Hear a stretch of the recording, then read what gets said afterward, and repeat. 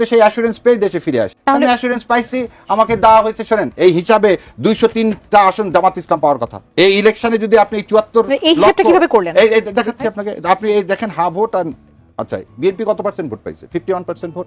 আর হা vote কত পড়ছে? 69% vote. তার আগে ভাইয়ের কথা একটু আর আগের একটা কথা ভুলে গেছিলাম উত্তর দিতে। দেখেন হিল ট্রাক্সে বিএনপি জিতছে না ভোট জিতছে। হিল ট্রাক্সে ভাই তো বললো যে আমিরের জামাত যে পটুয়াখালীতে আওয়ামী লীগের ভোট চাইছে, না আওয়ামী লীগের ভোট চাইতে হয় না, আওয়ামী লীগের ভোট আওয়ামী লীগ বিএনপি হয়ে গেছে। সেজন্যই রাষ্ট্রপতি কালকে কি বলে দিলেন?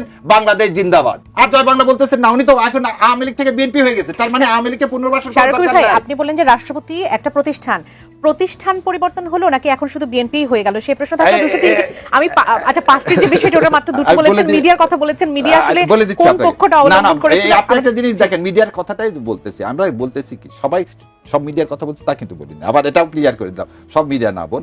আমরা বলতেছি যে সেদিন যে ইলেকশন ইঞ্জিনিয়ারিং হয়েছে তার মধ্যে মিডিয়ার একটা পার্ট ছিল। যেমন সিভিল ব্রুকেটিকে আমরা সবাইকে বলবো না, তাহলে তারা আপনি 75টা সিট পাইতেন। আমার হিসাবে, আমার ব্যক্তিগত, এবং বলতেছি এটা রেসপন্সিবল টু মাইন্ড, যে আমার হিসাবে যদি আপনি 10% ভোট জামাত ইসলামের আসে, কারণ জামাত ইসলাম 203টা আসন কনফার্ম হয়ে যায়, একদম 203টা আসন, কারণ 125টা আসন তাহলে জামাত পায়, তাহলে 78 আর 125 কত হয়? 203। আপনি এই ক্যালকুলেশনটা করে আপনি 125টা আসনকে কিভাবে 10% ভোটটাকে আপনি বাতিল ঘোষণা করে জামাত ইসলামকে 78টা দিয়ে দিলেন? শরীফুজ্জামান শরীফ, আপনার কাছে আসি। আপনি শাহরিয়ার কবির ভাইয়ের বেশ কিছু বিষয়ে আলোকপাত করতে চান, তারপর আমি জুলাই সনদের বিষয়ে একটু জানতে চাইবো যে আগামী দিনে আসলে রাজনীতিতে জুলাই সনদটা একটা বড় ইস্যু হতে যাচ্ছে কিনা। ধন্যবাদ। আমি তার আগে তার কয়েকটা প্রশ্নের, আমার সম্ভবত সময় খুব বেশি নেই, তারপরে 2-3টি প্রশ্ন আমার মনে হয় যে এই পার্টটা সে উত্তর দিবে। আমি 3টা প্রশ্ন জিজ্ঞেস করি। কিচেন ক্যাবিনেটের কথা বলছেন, তার মানে হচ্ছে যে তার উপরে একটা ক্যাবিনেট ছিল, সেই ক্যাবিনেটের কিচেন, তাহলে আপনি কিচেন ক্যাবিনেটের বিরুদ্ধে আপত্তিটা তুলছেন। এই যে তারা যে খারাপ কাজ করেছে বলে কমপ্লেন করছেন, ওই সময় আপনার যে মূল ক্যাবিনেট সে কি কাজ? আপনাদের কোনো আলোচনার মধ্যে ডক্টর ইউনূসের কোনো কথা নেই? স্বরাষ্ট্র মন্ত্রণালয় যার হাতে ছিল, আইন শৃঙ্খলা বাহিনী যার হাতে ছিল, জাহাঙ্গীর আলমের বিরুদ্ধে কোনো কথা নাই? আপনার কথা কেবলমাত্র খলিলুর রহমান আর ওই রিজওয়ানা হাসানের। আমি যদি বলি যে তাদের কাছে আসিফ নজরুলের কথা বলেছেন, শাহরিয়ার ভাই আসিফ নজরুলের কথা বলেছেন, জামাত ফরমালি তাদের বিরুদ্ধে কিছু বলছে না, অন্য কারোর বিরুদ্ধে কিছু বলছে না।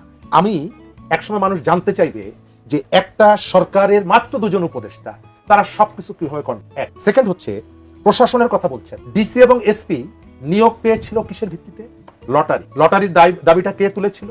জামাতের সেক্রেটারি জেনারেল। এবং তিনি যেদিন প্রেস কনফারেন্স করেন তার 2 দিনের মধ্যে লটারির মাধ্যমে পুরো প্রশাসন ঢেলে সাজানো। এখন আপনি যদি বলেন যে এই প্রশাসন আমার পক্ষে কাজ করেনি, তো আপনার প্রস্তাব অনুযায়ী তো সরকার সিদ্ধান্ত। 3 নম্বরে হচ্ছে পোস্টাল ব্যালটের 74 লক্ষ ভোট, এই ভোটটা যে পুরোটাই আপনার পক্ষে আসতো, সেটি বা কিভাবে নিশ্চিত হলেন শাহরিয়ার কবির ভাই? আপনারা কিভাবে নিশ্চিত হলেন? জি, পোস্টাল ব্যালটের পুরো একেবারে নিয়েই তো বিতর্ক ছিল। জি, পছন্দমতো প্রতীক বরাদ্দ হয়েছে, অর্থাৎ আপনি তাহলে এটিকে আপনার মতো করে সাজিয়ে এনেছিলেন, শেষ মুহূর্তে এসে এটা আপনার পক্ষে গেল না বলে আপনি কি সাজানোর পর কি পরিস্থিতিটা চেঞ্জ হয়ে গেল? শাহরিয়ার কবির ভাই যদি একটু বলেন। আচ্ছা ভাই তো অনেক কিছু বললো, খালি ভাইয়ের কথার উত্তর দিই। ব্রিগেডিয়ার সাকওয়াত বলছেন তাকে ইলেকশন সম্পর্কে একটা কথাও জিজ্ঞাসা করা নেই, হয়রাজ হি ওয়াজ দ্য মানে এক্স নির্বাচন কমিশনার। সো ওনার স্টেটমেন্টটা বোধহয় দেখছেন চ্যানেল 1-এ সবাই, যে ওখানে উনি নিজেই বলছেন আমাকে একটা কথাও জিজ্ঞাসা করেনি, আর এর বাইরে আর কিছু বলবো না। দ্বিতীয় যে কথাটা বলছেন পোস্টাল ব্যালটের সব যে আমাদের মধ্যে আসতাম, এই কথা বলিনি। আমি কি হিসাব দেখাইছি? আমি 203 এর হিসাবটা বললাম 10%, আর আপনি পোস্টাল ব্যালটের যে হিসাবটা সেটাতে ভোটের ডিফারেন্স হচ্ছে 18%। আপনি বিএনপির ভোট এবং ভোটের মাঝখানে ডিফারেন্সটা হচ্ছে 18%, 51% আর 59%। সো 18% তো আমার লাগে না, আমার 10% হলেই তো আমি 203 হয়ে যাচ্ছি। আর দ্বিতীয় কথা জুলাই সনদের কথা বললেন বোন, শোনেন, জান দিব জুলাই দিব না, এই কথা যেটা মিন করছি, এটা আমরা মিন করছি। আমরা এটা সচেতন সমাজ হিসাবে, এদেশের সন্তান হিসাবে আমরা এটা বলি। এবং আমি দ্ব্যর্থহীনভাবে মনে করি বাংলাদেশ জামাত ইসলাম যদি এই সংসদ এই জুলাই সংস্কার আদেশ নিয়ে কোনো কিছু না করে, জুলাইকে ধারণ না করে, তাহলে এই সংসদে বসা মিনিং, এটা জামাতের নীতি নির্ধারণ করবে। আমি জানি না, আমি বললাম যে মিনিংলেস। এবং তার অবশ্যই এই রাষ্ট্রপতি যেদিন ভাষণ দিবে সেদিন যেমন তার ওখানে উপস্থিত থাকা উচিত না, ঠিক সেরকম ডিপটি স্পিকার না উচিত না। এবং বিএনপিকে বাধ্য করা উচিত জুলাই নিয়ে প্রথম 180 দিন আগে জুলাই বাস্তবায়ন হবে, তারপর অন্য কথা। যদি তা না হয় তাহলে এদেশের কপালে আবার সেই কালো মেঘ আসবে, মানে কি আবার অভ্যুত্থান হতে যাবে, এরকম একদম অনিবার্য। যদি জুলাইকে নিয়ে আপনি সিনেমিনি কোনোটাই সমর্থনযোগ্য, কিন্তু ভোটের মাঠে মানুষ ভোট দিবে, যাকে পছন্দ করবে দিবে, যাকে পছন্দ করবে না দিবে না। আবার কথাটাকে যদি টুইস্ট করা হয়, আবার বলে দিচ্ছি, তার কথাটাকে টুইস্ট করা হয়, কিন্তু এটা তো সত্যি তিনি বলছেন যে দেয়ার ইজ সাম মেকানিজম। এদের ভাই বললেন যে দুইজনের কথা না, আমি ওই আগের বারের কথাতে বললাম যে সব ক্যাবিনেটে কিচেন ক্যাবিনেট সারা পৃথিবী, তো কিছু লোক থাকেন যারা দে আর দ্য ডিসিশন মেকার। আমাদের এখানে এবারের ভোটটায় কি হয়েছে, যদি আমি বলি যে আমি সোমবার এবং মঙ্গলবার থেকে চিৎকার করি যে ভোটের ইলেকশন ইঞ্জিনিয়ারিং হবে, ইলেকশন ইঞ্জিনিয়ারিং এর কিভাবে হবে তার জন্য বোধহয় নোবেল পুরস্কার দেওয়া হচ্ছে আসিফ নজরুল সাহেব। আবার বলে ভোটের ইলেকশন ইঞ্জিনিয়ারিং কিভাবে হতে হবে তার জন্য আসিফ নজরুল সাহেবকে কি দেওয়া উচিত, নোবেল পুরস্কার দেওয়া উচিত। কেমন করে দেখেন, 74,22,000 ভোট পোস্টাল ভোট আপনি বাতিল করলেন। কেমন করে বাতিল করলেন জানেন? আপনি 10 তারিখে সরকারি ঘোষণা করলেন না ছুটির, 10-11 আমাদের ইলেকশনটা হয়েছে কিভাবে, বৃহস্পতিবার, শুক্র শনি তো বন্ধ। পোস্টাল রুল হচ্ছে অ্যাডাম ভার্সেস লিনসেল, এই মামলায় বলছে as soon as it is posted ধরে নিতে হবে, ইট ইজ অ্যাকসেপ্টেড। তাহলে আমার পোস্টাল ভোট যেগুলো 9 তারিখে আসলো, এই আরপিও সংশোধন করে আপনি বললেন 12 তারিখ বিকাল 4টা পর্যন্ত যত পোস্টাল ভোট আসবে সবগুলো এর সাথে গণনা করতে হবে। 9 তারিখের পর থেকে 10 তারিখে বন্ধ, 11 তারিখে বন্ধ, 12 তারিখে বন্ধ, 13 তারিখে বন্ধ, 14 তারিখে বন্ধ। তাহলে 10, 11, 12 এই 3 দিনের যত পোস্টাল, সে পোস্ট ডেলিভারি হবে কবে, 15 তারিখে। কারণ আপনি তো পোস্ট অফিস বন্ধ, পোস্ট আসতেছে কিন্তু ডেলিভারি তো হচ্ছে না বিলি, এবং এগুলো বিলি হবে কি রিটার্নিং অফিসারের কাছে। এবং যেই বিলি হলো না, এই 74,22,000 ভোটকে আপনি কি করলেন, বাতিল করে দিলেন। এবার আপনার আমার কথাতে ভাই যেটা বললেন এটা এক্সপ্লেনেশনটা কেমন করে, তাহলে আইনের মাধ্যমে আপনি একটা কি করলেন, একটা রিগিং করলেন। দ্বিতীয় রিগিংটা কি, 5টা জিনিস এবারে ইলেকশনটাকে কারচুপি করলেন। সেদিন আমি বললাম যে মঙ্গলবারে না সোমবারে আমি বোধহয় ইউকে দিছিলাম যে যেভাবে ইলেকশন হচ্ছে তাতে কিন্তু ফ্রি ফেয়ার ইলেকশন হবে না। ইউ যে কমিটি, সেই কমিটিকে আমি পুরো লিখিত পাঠাই। যে কেন লিখিত পাঠালাম, যে 5টা জিনিস এখানে কাজ করতেছে এগেন্স্ট, সে হচ্ছে মিডিয়া। দ্বিতীয় যে জিনিসটা বলছে সিভিল ব্রুকেট। সিভিল ব্রুকেট কি, এদের ভাই কেন রাষ্ট্রপতির কথা বললাম, গত 15 বছরে যে আমলারা ছিল তাদেরকে দিয়ে তো আপনি ভোট করলেন, অন্য কাউকে দিয়ে তার ভোট করেননি। আপনি ভোটের রেজাল্টটা চেঞ্জ করলেন কখন, যেমন একটা উদাহরণ দিই, ইলেকশন কমিশনের সেক্রেটারিকে চেঞ্জ করার কথা সবাই বললো, বিএনপি বললো ওনাকে চেঞ্জ করলে আমরা ইলেকশনই করবো। তখন বলা হয়েছে ঠিক আছে, আজকে যে বললো ভাই একটু আগে যে মেনে নিছে বাংলাদেশ জামাত ইসলাম আমির সাহেব কি বলছেন, বুকে অনেক ব্যথা নিয়ে মেনে নিলাম, কারণ যদি মেনে না নিতাম তাহলে এদেশে অস্থিরতা সৃষ্টি হতো। সেই ব্যথাটা কি এখন আমরা জানতে পারছি? এখনো আছে। কেন ব্যথাটা মানেটা কি, ব্যথাটা কি বাড়লো? না জুলাই সনদের জন্য আমরা সব স্যাক্রিফাইস করছি। আমরা তো বুঝিনি যে ওনারা শপথ নিবেন না জুলাই সনদে। ভোটের আগে একবারও বলছেন, দেখেন আলতাফ সাহেব ভোটের পরে কি বললেন, যে এই রেফারেন্ডাম গ্রহণ না করলে ভোটই দিত না, সেই জন্য এই তেলিসমাতি করছি। শেখ সাহেব যেমন বলছেন 70 সালে, আরে দাঁড়ারে এলএফওতে সাইন করছি, মজা দেখাবো, আগে ইলেকশনে জিতেনি। একই কাজ হচ্ছে, বিএনপি খালি ভাবছে যে করে হোক আমি তো জানি আমাকে আমার ইন্ডিয়া পার্শ্ববর্তী দেশ আমাকে মেজরিটি দিচ্ছে। ওনাদের সরকারকে অবৈধ বানায়, সেটা কিভাবে, এবং ওনাদের এই ভোটকে ওনারা অবৈধ বানায়। কেন, এই কনস্টিটিউশন যদি ঠিক থাকে, তর্কের খাতিরে না, ওদের কথা যদি তর্কের খাতিরে বলেন না ঠিক আছে, তাহলে এই কনস্টিটিউশন অনুযায়ী আমার ভাইও জানে রাষ্ট্রের 3টা প্রতিষ্ঠান।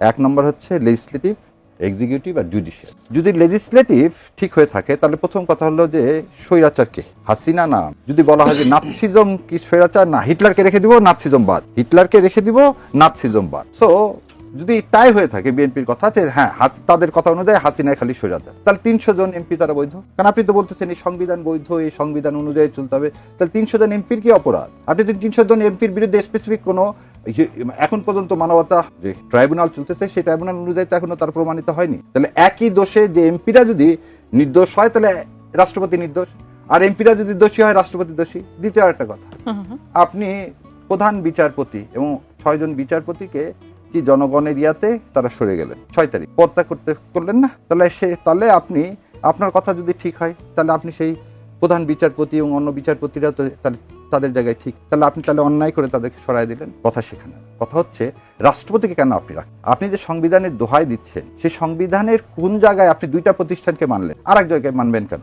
তাহলে প্রধানমন্ত্রীও আছে 2029 সাল পর্যন্ত, আপনি হাসিনাকে বাদ দিয়ে ওই দল থেকে আরেকজনকে প্রধানমন্ত্রী নিয়োগ করতেন। হাসিনা ফ্যাসিস্ট, ভালো কথা, হাসিনাকে সরাই দেন, দিয়ে আরেকজনকে করতেন। মোস্তাক সাহেব করেনি, শেখ সাহেবের পরে মোস্তাক সাহেব রাষ্ট্রপতি হয়নি।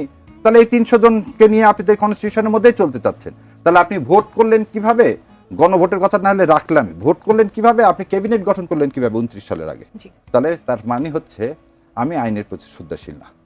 এবং যেটাই বলি ইয়াটা কি তাল গাছটা আমার। শরীফ ভাই, আপনি এই বিষয়ে কথা বলতে চাইবেন কিনা? একই প্রসঙ্গ নিয়ে যদি আপনার কাছে কথা বলি, রাষ্ট্রপতি হওয়ার মতো বিএনপিতে 3-4 জন আছে এমন কথা বলেছেন মির্জা ফখরুল ইসলাম আলমগীর। তিনি বলেছেন যে কিন্তু প্রশ্ন হচ্ছে এখনই রাষ্ট্রপতি নির্বাচনের আলোচনা কেন? সংবিধান অনুযায়ী বর্তমান রাষ্ট্রপতি মেয়াদ তো শেষ হয়নি। যেমনটি এস এম শাহরিয়ার কবির তিনি বলছিলেন যে সংবিধানে যদি 300 এমপিকে রাখি, রাষ্ট্রপতিকে না রাখি, এই যে কন্ট্রাডিকশনটা তৈরি হচ্ছে, মানে এটা স্পষ্ট বার্তা আপনার কাছে কি আছে? ধন্যবাদ আপনাকে, ধন্যবাদ দর্শক শ্রোতা, আমার সাথের আলোচককে শুভেচ্ছা।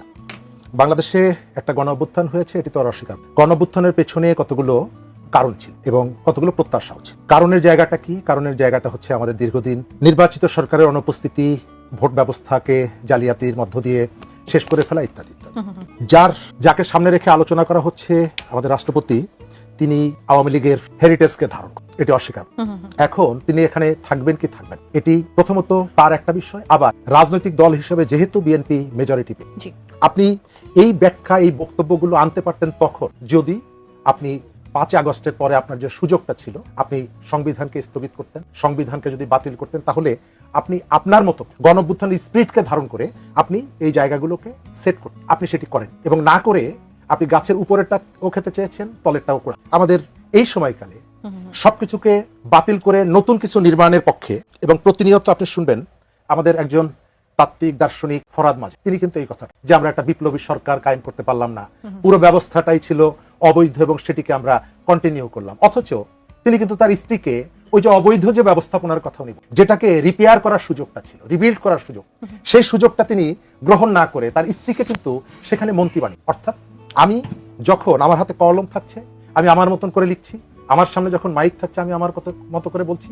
কিন্তু যখন সুবিধার জায়গাটা তখন কিন্তু আমি সুবিধাটা গ্রহণ, আমি কিন্তু বলছি না যে না, যেহেতু এই ব্যবস্থাটাকে আমি ওন করি না, আমি স্বীকার করি না, সুতরাং আমি এই সুবিধাটা গ্রহণ করব না, সেটি কিন্তু করলাম। এখন রাষ্ট্রপতিকে তার জায়গায় রাখবে কি রাখবে না এটা বিএনপির ব্যাপার। বিএনপি মেজরিটি পেয়েছে, বিএনপি একটা রাজনৈতিক দল, নিশ্চয়ই আমি বিএনপি করি না, তারপরে আমি বলতে পারি বিএনপির নিশ্চয়ই কতগুলো রাজনৈতিক দৃষ্টিভঙ্গি আছে, সম্ভবত সে সেই বিষয়গুলোকে বিবেচনা রাখবে। রাষ্ট্র পরিচালনা করা আর প্রেস ক্লাবের সামনে দাঁড়িয়ে বক্তৃতা করা এক বিষয় না, টকশোতে কথা বলা আর রাষ্ট্র পরিচালনা করা এক বিষয় না। নিশ্চয়ই যে দলগুলো যখন পাবলিকের সামনে আসে, নির্বাচনে আসে, তাকে অনেকগুলো দিক বিবেচনা করে কথা বলতে হয়, তার কর্মীদের সেন্টিমেন্ট, পাবলিকের সেন্টিমেন্ট, ভোটারের সেন্টিমেন্ট, এবং সেই কারণে অনেক সময় তার যে ফিলোসফিকে সে যে ওন করে, সেই ফিলোসফির জায়গায়ও কখনো কখনো তাকে রিথিঙ্ক করতে হয়, তার এই জায়গাগুলোকে পরিবর্তন করতে হয়। সুতরাং বিএনপি ঠিক করবে সে কিভাবে রাষ্ট্র পরিচালনা করবে। আমি মনে করি যে পাবলিকের যেহেতু মেজরিটি সে পেয়েছে, জনসমর্থন সে পেয়েছে, সেই ঠিক করুক যে কিভাবে সে আগামীতে রাষ্ট্রটা চালাবে। অসংখ্য ধন্যবাদ barrister S M Shahriar Kabir. আপনার কাছে আসি, ডেপুটি স্পিকারের যে প্রসঙ্গটি আছে সেখানে বিরোধী দলকে লিখিতভাবে প্রস্তাব দেওয়ার বিধান না থাকলেও জামাত ইসলামীকে এই প্রস্তাব দেওয়া হয়েছে। বিএনপির পক্ষ থেকে বলা হচ্ছে যেটি তাদের পক্ষ থেকে এক ধরনের উদারতা, এবং এই প্রস্তাব জামাতের উদারভাবে গ্রহণ করা উচিত বলে তারা মন্তব্য করেছেন। এই বিষয়টি নিয়ে আসলে কি বলতে চাইবেন? প্রথমে আমি ভাইয়ের সাথে একটু অ্যাড করতে চাই। ভাই বললেন যে গত 15 বছরে আমাদের ভোটের অধিকার কেড়ে নেওয়া, এবং এটা তো সর্বজন স্বীকৃত, এবং রাতের ভোট হয়েছে, ড্যামি ভোট হয়েছে, আমি তুমির, এবং এই আমি তুমির ভোটেরই কিন্তু নির্বাচিত এই রাষ্ট্রপতি। তাহলে আমি তুমি ভোটের যদি ধরে না তর্কের খাতিরে যে 24 সালের ভোট তো লেজিটিমেট না, সেই জন্য তো আপনি ভোট করলেন গত 12 তারিখে, কারণ 24 সালের যে পার্লামেন্ট ইলেকশন সেটা আমি তুমি নির্বাচন, সেটা কি ভোটের অধিকার কেড়ে নেওয়ার নির্বাচন, সেটা হচ্ছে মনস্টারের নির্বাচন, সেটা হচ্ছে স্বৈরতন্ত্রের নির্বাচন। স্বৈরতন্ত্রের নির্বাচনের আন্ডারে যে রাষ্ট্রপতি নির্বাচিত হয়, সেই নির্বাচিত রাষ্ট্রপতি কিভাবে আপনি ধারণ করেন যে উনি আপনার রাষ্ট্রপতি? প্রথম আরেকটা জিনিস বলি, এবারে যা কিছু সংগ্রাম হয়েছে, ভাই যেটা বললো সেটা হচ্ছে এই সংগ্রাম, অভ্যুত্থান, বিপ্লবের মূল স্পিরিটটা কি? জুলাই সনদ। তো জুলাই সনদে সাথে যে বিট্রে করবে তাই সে কি লেজিটিমেসি থাকে তার আর রাষ্ট্রপতি থাকার? দ্বিতীয় যে কথা বললেন, সংবিধান বাতিল করেননি, তাহলে সংবিধানের মধ্যে কোথায় অন্তর্বর্তী সরকার ছিল? এই কথাগুলো এখন আর তুলে লাভ কি? আপনি তো অন্তর্বর্তী সরকার মেনে নিচ্ছেন রে ভাই, আপনি তার আন্ডারে তো ভোট করছেন। রাষ্ট্রপতির ক্ষেত্রে কি সেটাই হতে যাচ্ছে যে রাষ্ট্রপতিকে আলোচনা করে আর আসলে লাভ নেই? যেহেতু বিএনপির পক্ষ থেকে যেমন শরীফ ভাই বলছিলেন যে বিএনপি এখন নির্বাচিত হয়েছে, তারা আসলে এই ব্যাপারে সিদ্ধান্ত নেবে, কিন্তু বিএনপি তো মেনে নিয়েছে রাষ্ট্রপতিকে, তারা তাদের মেয়াদ পূর্ণ করতে দিতে চায়। এই জন্যই বললাম যে কেন ওই প্রথম দিনই ভোটের পরে বলছিলাম যে এখন তো সব দলিল দস্তাবেজ আসেনি, কেন বিএনপিকে মেজরিটি দেওয়া হলো তার পিছনে একটা কারণ, এবং সেই কারণটা হচ্ছে আপনাদের দস্তখত দিয়ে আসছেন, এই সংবিধান চেঞ্জ করবেন না, জুলাই সনদ বাস্তবায়ন করবেন না, রাষ্ট্রপতিকে কোথায় দস্তখতটা আসলে এই দস্তখতটা দেওয়া হয়েছে, যেটা একদম ভোটের আগ থেকে বলে আসতেছি, কে আপনাকে দেশে ফিরতে দিতে চায়নি। কেন বলছিলাম আনন্দবাজার পত্রিকার কথা, তখন তো অনেকেই আমার উপর অনেক রাগ করছিলেন, তখন তো আমি এই 3টা স্পেসিফিক কথা বলেই বলছিলাম, সেটা আজ পর্যন্ত ক্লিয়ার করেননি। যে এই দস্তখতের কথা বললাম, যে সমঝোতার কথা বললাম, আপনি আমাকে বলেন যে আওয়ামী লীগকে যদি দলগতভাবে নিষিদ্ধ করেন, সে আওয়ামী লীগের রাষ্ট্রপতি থাকে কিভাবে? আমি তো এই প্রথম কথাটাই যেটা বললাম বারবার, যে আপনি আমাকে একটা জিনিস বুঝান যে কিভাবে আপনি হিটলারকে রাখবেন আর নাৎসিজমকে বাতিল শাহরুখ করবে। ভাই, এই ইস্যুটা নির্বাচনের আগে সমাধান করা কেন সম্ভব হলো না? এখানে একটু টেকনিক্যালি একটু সমস্যা আছে। সমস্যাটা হচ্ছে আপনি আজকে কিন্তু বিএনপির কি নাই একজন লোক বিশ্বস্ত রাষ্ট্রপতি বানানোর, রাষ্ট্রপতি বানানোর যখন সুযোগ আসছে তখনই আমরা বলছি রাষ্ট্রপতিকে সরিয়ে দেন। কারণ তখন যদি রাষ্ট্রপতিকে সরিয়ে দেওয়ার কথা বলা হয়েছিল তখন বিএনপি বলছে না এখন সরানো যাবে না, তাহলে কি হবে, একটা ভ্যাকিউম তৈরি হবে, কোন দল থেকে রাষ্ট্রপতি নিয়োগ দেওয়া হবে। আজকে তো আপনার দলের লোক আছে রে ভাই, আপনি তো মেজরিটি, আপনি এই সংসদের, আমি নিজে একটা চিঠি দিচ্ছি মাননীয় প্রধানমন্ত্রীকে এবং পুরা কনস্টিটিউশনের মধ্যে থেকে মেকানিজম দেখাই দিছি যে কিভাবে তিনি এই সংসদে এই একজন স্পিকার মনোনীত করে এই স্পিকার অ্যাক্টিং রাষ্ট্রপতি হিসাবে সংসদে তার কি বক্তব্য পেশ করবেন এবং সংসদের উদ্বোধন হবেন এবং পবিত্র সংসদকে তিনি যেন কোনোভাবে এই লোকটাকে দ্বারা কি না করেন, অপবিত্র না করেন। এখন যে কেউ যদি করতে চায়, শপথ গ্রহণ তো আসলে তার মাধ্যমেই হলো, সেই বিষয়গুলো তো না শপথ কার মাধ্যমে হলো? মন্ত্রিপরিষদের যে শপথ গ্রহণটা সেটা তো বর্জন করছে জামাত ইসলাম। এটা আমার ব্যক্তিগত মতামত, আবারও বলতেছি আমার ব্যক্তিগত মতামত। আপনি যে ডিপটি স্পিকারের কথা বললেন, আমি যদি জামাত ইসলামের কেউ হতাম আমি জীবনে ওটা নিতাম না, কারণ এখানে এটা করুণা না তো, এটা অ্যাজ অফ রাইট। আমি জুলাই সনদ হলে তো আমি ডিপটি স্পিকার হবই রে ভাই, আপনি উদারতা দেখতে যাবেন কেন? আপনি একটা কন্ট্রাক্ট সাইন করলেন, সাইন করে এখন বলছে কন্ট্রাক্ট মানি না, আপনি বলতে না এটা উদারতা। বাবা, যেমন বোনেদের ক্ষেত্রে অনেক সময় ভাইরা করে কি, আচ্ছা তো 2000 টাকা দিচ্ছি, 2 বিঘা জমি পাবি, 2000 টাকা নিয়ে খুশি থাক। আরে না, ওটা ওই বোনের অধিকার হচ্ছে 2 বিঘা জমি পাওয়া। আপনি এখানে উদারতার প্রশ্নটা আসলো কি? তার মানে আপনি এখন প্রকাশ্যে বলতেছেন আপনি জুলাই সনদকে অন করেন, আপনি গণভোটকে যেমন বিতর্কিত করতে চাচ্ছেন, জুলাই সনদকে বিতর্কিত করতে চাচ্ছেন, তাহলে কি হবে? আপনি ইতিহাসের রাস্তা করে সংস্কারের জন্য যখন আসলে শপথ গ্রহণ করলো না, তারপরে কি জুলাই সনদটা তো শুধুমাত্র এনসিপি এবং জামাত যখন আসলে সংস্কারের জন্য শপথ নিল, এটা তো শুধুমাত্র তাদের মধ্যেই থাকলো, বিএনপি তো আসলে সেই শপথটিতে যায়নি। নেই বিএনপি নাই, তাহলে কি জুলাই তাহলে তারা কেন আসলে জুলাই সনদ? এখানে বলা আছে মেজরিটি কোরাম হবে 60 জনে, এখানে বলা আছে এখানে কতজন শপথ নিচ্ছে, 78 জনে। তারা কি করতে পারে? তারা এখন কল করতে পারে। তারা এই জুলাই সংস্কার কমিশন, এখানে দেখেন, আমি পড়ে শোনাই দিই আপনার। এই 10 নম্বরে বলা আছে কি, 10 নম্বরে বলা আছে যে দেখেন, যে 10-এ বলা আছে কি 60 জনে হবে কোরাম এবং সংখ্যাগরিষ্ঠ ভোটে হচ্ছে পাস হবে। জামাত কি সেটা করতে যাচ্ছে? জামাত ইসলাম, আমি বললাম যে আমি তো জামাত ইসলামের পার্লামেন্ট মেম্বার না। পার্লামেন্ট মেম্বারদের উচিত কি? পার্লামেন্ট মেম্বারদের উচিত এখন, যেহেতু তারা সংখ্যাগরিষ্ঠ, এই যে বলছে সংসদ নির্বাচনের ফল ঘোষিত হইবার 30 পঞ্জিকা দিবসের মধ্যে যে পদ্ধতিতে জাতীয় সংসদের প্রতিবেদন আহ্বান করা হইবে, অনুরূপ পদ্ধতিতে পরিষদের প্রথম অধিবেশন আহ্বান করা হইবে। তাহলে রাষ্ট্রপতি তার শপথের ভঙ্গ করলেন, তিনি একটা ডাকলেন আর একটা ডাকলেন না। দ্বিতীয় কি বলছে? পরিষদ কার্যকর পরিচালনা ন্যূনতম 60 জন পরিষদ সদস্যের উপস্থিতি প্রয়োজন হবে। এখানে তা কতজন আছেন? তাহলে তো জামাত এনসিপি মিলেই তো আসলে করতে পারে। বিএনপি না করলে কোনো অসুবিধা নেই। আপনি নিজের ব্যক্তিগত, এটা আমার ব্যক্তিগত অভিমত। এখানে যে আইনে আছে তাই। এখন যে আইন যদি ওনারা না মানেন, ওনাদেরকে বসতে না দেন, ওনাদেরকে যদি অধিবেশন না দেখেন, তাহলে ফয়সালা তো রাস্তা ছাড়া আর কিছু নেই। আপনার কাছে কি মনে হচ্ছে জামাত কি সেটা করবে? অধিবেশনকে তাই দেখা উচিত, আইনে তো তাই বলা আছে, তাই না দেখলে কি করবে? শরীফ ভাই, এই ব্যাপারে কিছু বলতে চাইবেন কিনা? আমার খুব বেশি বলার নাই, তিনি একজন আইনজীবী মানুষ, তিনি ব্যাখ্যা দিচ্ছেন তার মতো করে। আমারও কতগুলো প্রশ্ন আছে, যে প্রশ্নগুলোর উত্তর নেই। আপনি রাষ্ট্রপতি যেহেতু আওয়ামী লীগের অবৈধ পার্লামেন্ট সদস্যদের দ্বারা নির্বাচিত, সুতরাং তিনি রাষ্ট্রপতির পদে থাকার পরেও আপনি তারকে যেহেতু বৈধ মনে করেন না, তাহলে দেশের প্রধান বিচারপতি আওয়ামী লীগ দ্বারা মনোনীত, তার কাছ থেকে রেফারেন্স নিয়ে এসে যদি সরকার পরিচালিত হতে পারে, তার রেফারেন্স নিয়ে এসে সেই রাষ্ট্রপতির হাতে যদি প্রধান উপদেষ্টা শপথ গ্রহণ করতে পারে, সেই সরকারের দ্বারা মনোনীত সেনাপ্রধানের আমন্ত্রণে আপনি যদি বৈঠকে অংশগ্রহণ করতে পারে, তাহলে এই রাষ্ট্রপতি এই প্রশ্নটা করতে পারে যে বাকিদেরকে তুমি আসামির কাঠগড়ায় দাঁড় না করিয়ে আমাকে কেন করা? নিশ্চয়ই তুমি আমার ব্যাপারে তোমার ভিন্ন অ্যাকশন আছে। সেকেন্ড হচ্ছে, আওয়ামী লীগ নিষিদ্ধ না, আওয়ামী লীগের কার্যক্রম স্থগিত।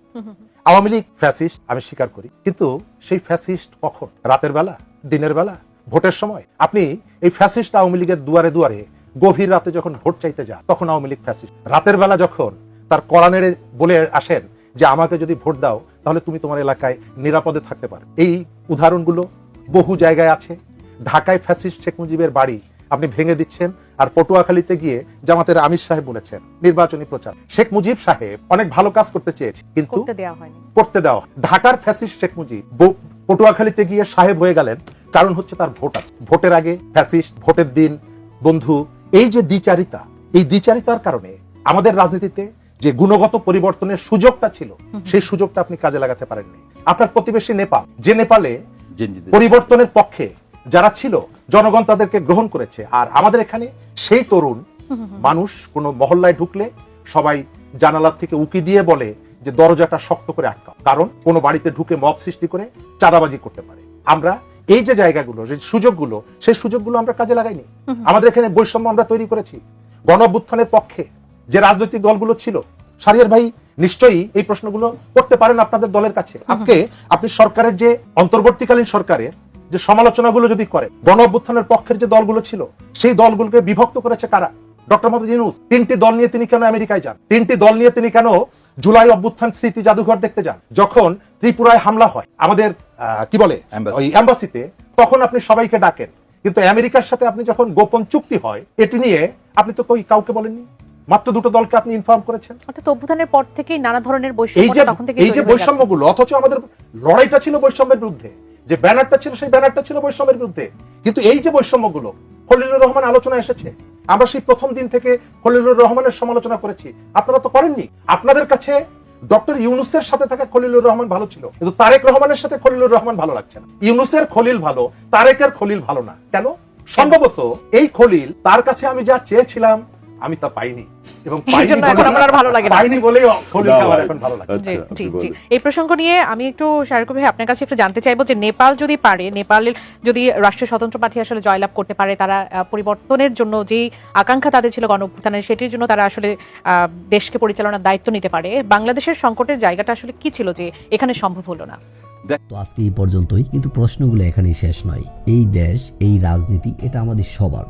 আপনি, আমি, আমরা সবাই মিলে গড়ে তুলব সচেতনতার একটা মঞ্চ।